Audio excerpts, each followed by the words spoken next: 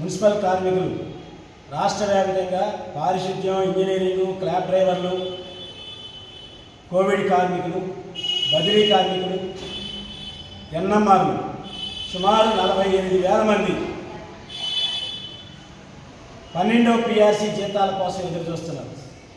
Engineering కార్మికులు, పారిశుద్ధ్య కార్మికులతో పాటు మాకు కూడా జీతాలు 21,000 రూపాయలు పెంచాలని కోరుతా ఉన్నాం. క్లాబ్ డ్రైవర్లకు 24,500 రూపాయలు జీతం ఇవ్వాలి. ఈ సమస్యలేవి కొత్తగా అధికారంలోకి వచ్చిన రాష్ట్ర ప్రభుత్వం ఇంతవరకు వాటి మీద దృష్టి పెట్టలేదు.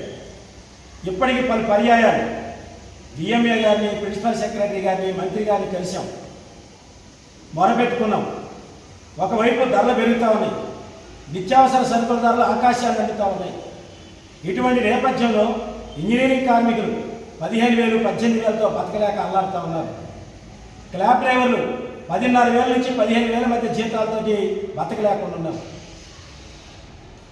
గత సమ్మె సందర్భంగా మున్సిపల్ కార్మికులందరికీ రిటైర్మెంట్ చేస్తే 75,000 రూపాయలు ఇస్తామని ఆ రోజు ఒప్పందం జరిగింది.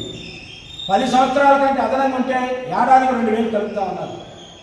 ఇంతవరకు అది జీవో రాలేదు. మట్టి ఖర్చులకు ఇచ్చేటువంటి డబ్బులు 15,000 నుంచి 20,000 పెంచుతా ఉన్నారు. దానికి సంబంధించిన జీవో రాలేదు.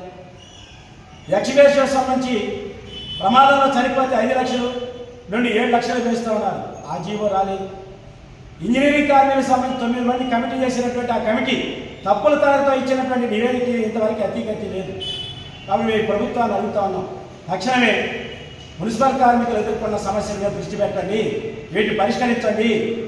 అట్లాగే రాష్ట్ర వ్యాప్తంగా స్థానికంగా పోరాడి సాధించుకున్నటువంటి సర్కులర్లు, చీపుర్లు ఇవ్వాలని, పరకలు ఇవ్వాలని, సబ్బులు ఇవ్వాలి, నూనెలు ఇవ్వాలి, యూనిఫామ్ ఇవ్వాలి, పనిముట్లు ఇవ్వాలి, ఇవేమి ఇవ్వట్లేదు.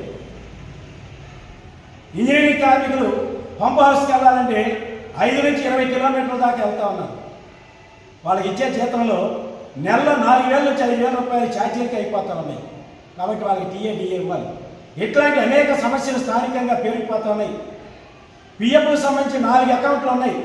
వీటన్నింటినీ ఒక అకౌంట్లోకి మెర్జ్ చేస్తున్నారు. ఇప్పటికీ రాష్ట్ర వ్యాప్తంగా ఆ సమస్య పరిష్కారం కాల. ఈఎస్ఐ సంబంధించినటువంటి కార్డులు ఇప్పటికీ కొన్ని మున్సిపాలిటీలు ఇవ్వాల. చనిపోయినటువంటి వాళ్ళు, రిటైర్మెంట్ అయినటువంటి వాళ్ళ స్థానాల్లో వాళ్ళ బిడ్డలకు ఉద్యోగాలు ఇవ్వాలి. వాళ్ళ కుటుంబాలను ఎదురు చూస్తూ ఉన్నాయి. అందుకే మంత్రి గారు సెప్టెంబర్ 30 పెడతా ఉన్నటువంటి జాయింట్ మీటింగ్ ఇంతవరకు పెట్టలేదు. ఇప్పుడే తక్షణ జాయింట్ మీటింగ్ పెట్టాలి, సమస్యలు పరిష్కరించాలి. లేని పక్షంలో రాబోయే రోజుల్లో పెద్ద ఎత్తున ఆందోళన పోరాటాలకి ఊరుకోవాల్సి వస్తుందని చెప్పేసి రాష్ట్ర ప్రభుత్వానికి తెలియజేస్తా ఉన్నాం. K Umamaheswararao, AP municipal workers and employees federation, CIT అనుబంధ సంఘం.